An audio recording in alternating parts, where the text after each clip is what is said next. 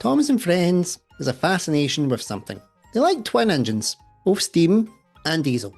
We've seen some great examples. We've seen some menacing examples. We've even seen a Siamese twin engine. But there are two characters in Thomas and Friends that I need to talk about, and that is Bill and Ben, the tank engine twins that work at the China clay pits. These tank engines are certainly unique. I would say that if we're trying to characterise them, they would be more younger twins.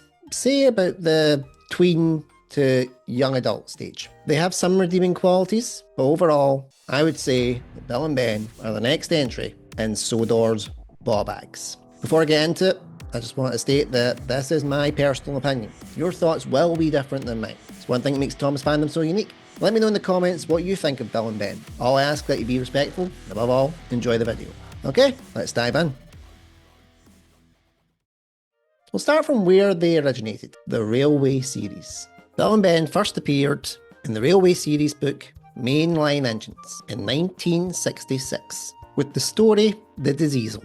They return to find their trucks are all gone. When they notice a patch of oil, their drivers say that it was a diesel. They mistakenly call it a diesel. They decide to play a trick on this diesel, essentially driving him to the point of madness, making him think that one engine is going back and forth to annoy him when really it's the two of them. At the end, they give themselves up, and Edward comes along to tell them basically that they're being dicks, and then they scurry off. In the next story, Buzz Buzz, they're not in the story itself, but they are mentioned, as Duck and Boko are talking about Bill and Ben, and Duck reveals he has nicknamed them the Bees. Quite an interesting nickname for Bill and Ben, which I might get into later. They then appear in Wrong Road, and what I think is their biggest example of cruelty. Due to an incident with their trains, Gordon is switched onto the branch line and left on a siding at Brendam. Bill and Ben then turn up and decide to tease Gordon, mistaking him for scrap and threatening to take him to the harbour and dump him in the sea, which causes a massive panic attack for Gordon until he is quote-unquote saved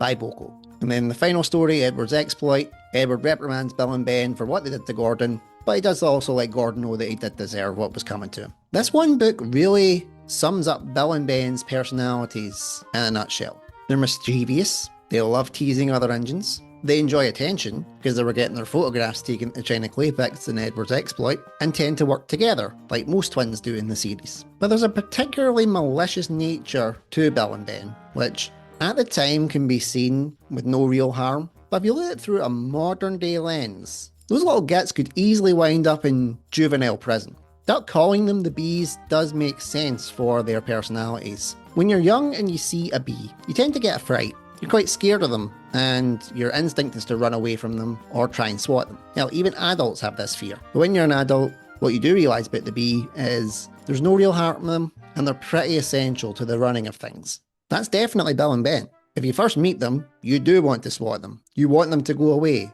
because you think they're nothing but an annoyance. But then you realise that there isn't a harm to them, and they are indeed useful. The work they do at the China clay pits essentially keeps Sodor running, but they do need someone to keep them in line. They're queen bee, so to speak. And in the Railway series, it's shared responsibility between two, Edward and Boko. And Edward essentially becomes their main carer in Christopher Audrey's book, Thomas and the Twins, which was released in 1988. In this book, Thomas is sent to work in Edward's branch line, while repairs are being carried out on a bridge in his own branch line.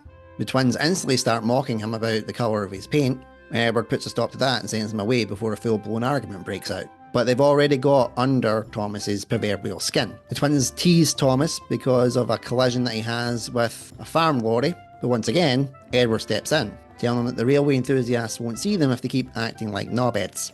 But Thomas eventually does get the last laugh in the final story of this book. We're at the Drain, which is a hollow in the land where rainwater is collected. A wave of rainwater douses Ben's fire, and he winds up stuck, so Thomas has to come and rescue him. And because Thomas does that, the two make a pact never to tease him again. But the dynamic of Bill and Ben and Thomas has always been interesting to me, because Thomas in the Railway series is definitely a Bawbag, and in the Railway series, Bill and Ben are Bawbags. And having this clash of personalities is really fun for the reader, because you don't know who to root for. They're all pricks. Bill and Ben are pricks for instantly winding up Thomas without getting to know him, and then making fun of him when he gets in trouble, but Thomas is also a colossal Bawbag, and doesn't exactly help himself in any situations. I think it's fair that it does wind up in essentially a stalemate between the three engines, because That's essentially how I would see it. They both get one over on the other, they make a truce, and they call it quits.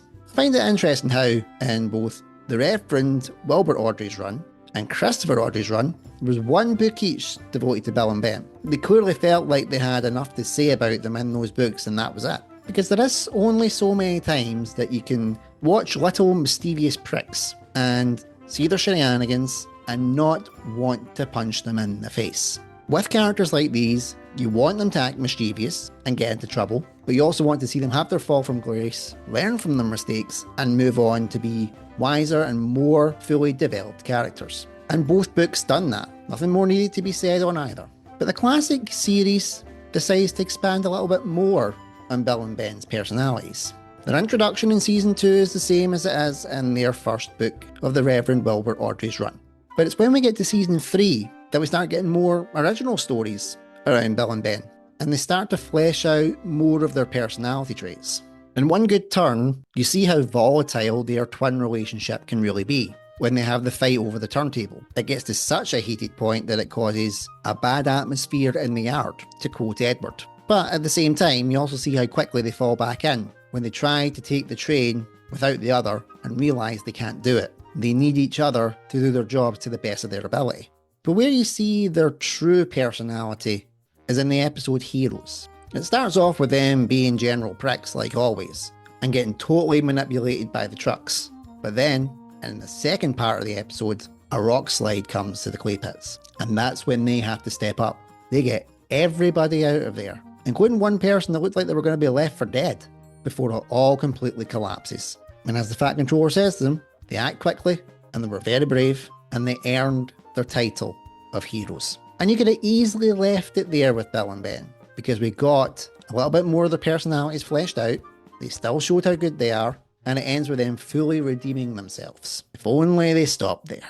But they didn't. They have one episode in season 5, Double Teething Troubles, which shows the negative parts of their personalities.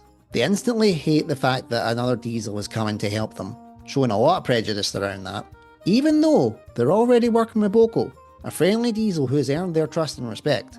And then when they get the wrong end of the stick about the teething troubles, they build it up in their heads to this massive panic attack, thinking that it's going to be a nightmare working with a Diesel with toothache. And then, when Derek sadly breaks down, they're not really that sympathetic to him. They just think of him as a silly Diesel who can't work properly. Didn't like that. There was another check in the Bawbag column. And then we get to season 6.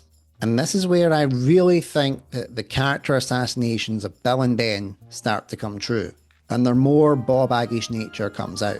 I will say that removing Boko as their guardian and having Mavis in place, solid move. Mavis becomes more of a mother-hen figure to Bill and Ben. But it's such a left turn. You don't find out what happened, how it got there, and I think that's a lot of wasted potential.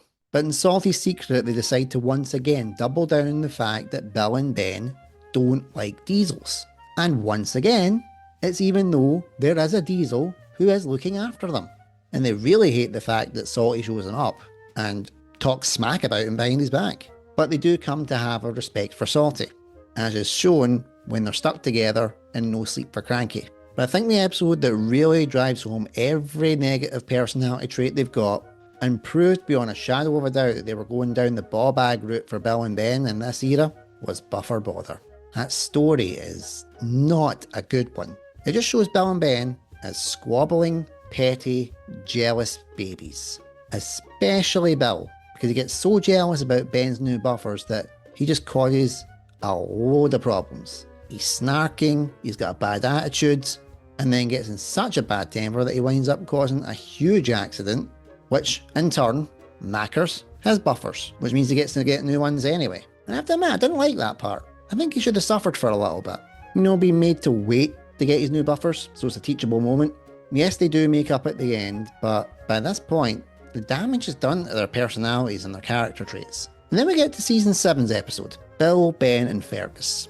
Now there are some people that like this episode for Bill and Ben's personality, but for me, I'm not a big fan of how they act. You can see where they're coming from because of Fergus's way of doing things, but the way that Bill and Ben act with them is just not right. It reinforces the bickering, the bitchiness, the willingness to put people's safety at risk just to show up another engine. Look at how they were in Season 3 of Heroes, where they stepped up to the plate to Bill, Ben and Fergus, where they deliberately cause an avalanche, which requires Fergus to jump in and save them. Yes, Bill and Ben do help Fergus get out of the mess that they put him in, but it's purely out of guilt. It's their own fault for doing it. And you would think if there were some bits of continuity that they would have learned from what happened in Season 3, that a rock slide can only lead to disaster. Now, having these personality traits, well, they're not exactly the best. I would rather that than what happened to them in the hit era of Thomas and Friends, because they essentially just became background characters that moved a plot or a story point along. There was no traces of their personality, no cheekiness, no mischievousness. Hell, sometimes they weren't even seen together. They were just bland, generic twin characters that were only needed if they were transporting something. The prime example was Hector the Horrid. Now we get to the CGI era of Thomas and Friends, and I have my thoughts on Bill and Ben in this era, but if I started, I would just go down a rabbit hole and I would not be able to stop. So I decided to get a little bit of help. And hello everyone, it is Peter Sam and our Gauge Engine here, broadcasting live from the Ginger Engine's basement. After telling him that Trainspotting is a bad film, Andrew's locked me up, thrown away the key, and has punished me by making me talk about Bill and Ben in the CGI era. Oh dear. These characters were pretty good in the classic series and the Railway series in my opinion, and to see them degraded to bullies is just so upsetting to me, because that was never their characters. They were cheeky, mischievous, and if they did take things to extremes, you could see where they were coming from. An example that rings true is Bill, Ben and Fergus from Season 7, where they essentially go out of their way to be nuisances to Fergus, but because they feel like Fergus was micromanaging them. In CGI though, they just leave a bitter taste in my mouth. No Steam Without Coal is a prime example of what I'm about to discuss, where they essentially single out Timothy for being different because he's an oil-burning engine, something he can't change. Then they harp on this all throughout the episode, all the while ignoring their jobs, and throw in a few harsh words at Timothy for good measure. This ends with them running out of coal, but fear not, for they immediately get that coal back, say sorry, and then everything's okay. Huh? I'm sorry, but they deserved a lot worse karma, and I do not know what the hell these writers were on, but this genuinely kind of makes me angry, especially because in No Help at All, in the very next season, hell, later in the same season, in Timothy and the Rainbow Truck, they just go right back to how they were before. They haven't learned from their mistakes, and it just shows that even the writers can't portray their moral perspective as being useful to fixing those situations. It's not all bad stuff in this part of the franchise though, as much as that unholy triad of episodes fills me with a burning rage. The twins do have good episodes, namely Bill or Ben from Season 17, it's my favourite episode of that season, and they get the characters so right, so much so that I'm shocked that those other 3 episodes exist in the first place. I also hear that Hunt the Truck is an all-time Wubba great. I haven't watched it myself, so I can't confirm, but I have faith that not everyone that's told me this is wrong. So yeah, when Bill and Ben aren't at the clay pits with Timothy, they're great in this era, but they usually are at the clay pits with Timothy, and whilst I could bash them some more, I do have to say this, and I feel like I have to be the horrible bastard that does say this, because no one else will, and it's that Timothy is the reason why Bill and Ben are so bad. This cardboard cutout, 2D little elf bar looking motherfucker, is just tormented, but somehow is still the most boring bastard in the room.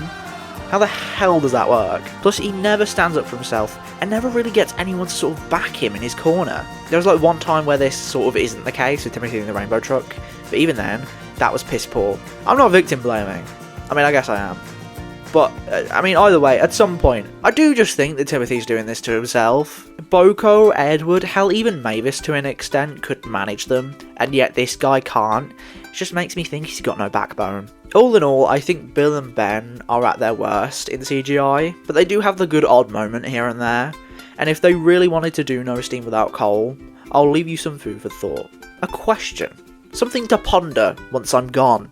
Would the whole Bill and Ben and Timothy dynamic be better if it was the logging locos instead, with obviously Ferdinand in Timothy's place, of course? I've been Peter Sam, and please, send help. Someone. He's gonna keep me locked in here forever. Someone please rescue me. Misty Island, rescue my bastard self, please. I can't help. Oh no, he's at the stairs. Oh, he's coming to get me. No! Don't worry, everybody. Eventually, I did let Peter Sam out. The second he mentioned Misty Island Rescue, he had to leave my house. But overall, I agree with what he said about Bill and Ben in the CGI seasons of Thomas and Friends. There's no redeemable qualities to them, aside from the odd episode here and there. They're just mean for no reason. And they're the stereotype of how people see twins in our society. They just gang up on people, they're evil, and it gets to me because you all know that I am a dad of twin boys. Twins have an unspoken bond, something that if you're a single child you will never understand. The psychic link is very, very true. And they're more than just flanderized bad guys or mischievous little gits. There's a complexity that you only understand if you're a twin. It felt like Bill and Ben in this era were written by people that had no clue about twins. They just stuck to the base level of what they were like and repeated cycle, never growing and never changing. So are Bill and Ben really Bawbags? Yes, they are. One thing that they are not is forgettable, aside from in the hit era. In the Railway series, the classic era, and in the CGI era, for good or bad, you remember Bill and Ben. The one thing that you can guarantee with Bill and Ben is that they need constant supervision, like young twins do in real life, because if left to their own devices, they will cause chaos and destruction. But deep down, as Edward said, there's no real harm to them, but they're maddening at times.